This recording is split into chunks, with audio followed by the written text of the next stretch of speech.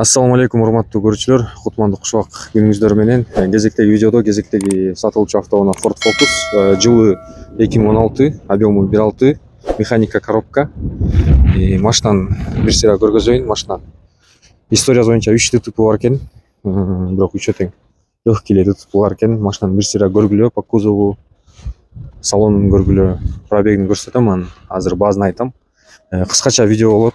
Комментарийге жазып атасыңар, башында айт баазын депчи. Башында эле айтайын. Бул машинанын баазы. Так, азыр. Машинанын баазы, достор. Машинанын баазы 450 000 рубль деп атат. Бирок сүйлөшсөңөр болот. Комплектациясы боюнча астыңкы 2 терезеси электропакет, мультируль, регулировка фар. Жагын көрүп атасыңар. Кондиционер бар экен. Мафону бар экен. Ички салонун бир сыйра көргүлө. Арткы терезелери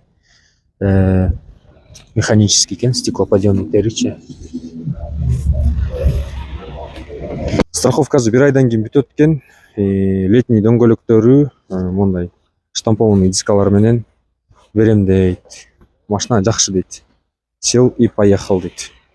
Ошо видеонун описаниясында номерге чалып, жазып сүйлөшсөңөр болот. Торг бар. Реклама боюнча путевой проезд 52ге келип машинаңарды тартырып кетсеңер болот, достор. Видеого лайк басып, комментарий калтырып койгула. Бул видео менен бөлүшүп койгула. Кийинки видеолордон көрүшкөнчө, ассаламу алейкум.